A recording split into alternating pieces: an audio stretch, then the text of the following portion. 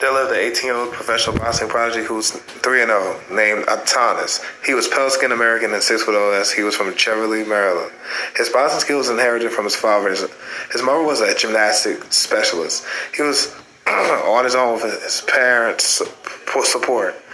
One day after coming from the gym, he went to go get something to eat. He ordered an 8-piece chicken meal with sides. His sides were fries, mashed potatoes, and lemonade. After consuming it, he went outside. He stood outside when the sky standing still. There was an anaconda that was inches away from landing on its hand from beyond him. The anaconda landed on his hand and bit him and webbed out a part of his hand. "Ah!" he shouted as he swatted the anaconda away from him and ran away from the anacondas. Someone called the hospital for him. Meanwhile, his parents were sleeping in the bed together. It had been 4 hours in the night. They were sleeping together. 3 hours later, he had left the hospital fine, but he felt different as a good thing. His strength was supernaturally enhanced unknowingly. His speed, awareness, and attributes were increased by a long shot. I felt different. It was particularly strange. He then was at home as soon as possible. Days and days passed after keeping in touch with his family. He discovered many things around himself, special about himself. He had abilities beyond that of a human being.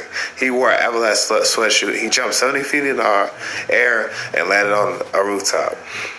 He stuck out his arm and a spirit key ball flew out his hand. He pressured the ground, crouching it, and felt the maximum of his strength. He was indeed impressed and amazed. Old Shucks now lifted his mouth. Over the week,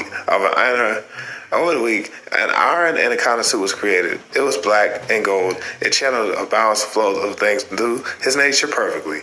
An exoplanet extraterrestrial came to Earth, shaking the entire Earth, and put the Earth in danger. Andconda's parents saw the alien on the news and said, "Oh, Andconda Man, we need you." And Andconda Man was on the job. The suit formulated onto his body as quickly as he pushed onto the device on his arm. He spirit webbed the skyline, and his key was combined with the clouds in the sky. The extraterrestrial was tracked down with his radar suit. Soon they met in the same pathway. The extraterrestrial and Andconda traded blows and grappled and clenched each other in there. And down went Andconda, collapsed on the ground with a blow. He quickly then got up and countered with a spirit mage punch to the gut of the alien, sending him through airwaves.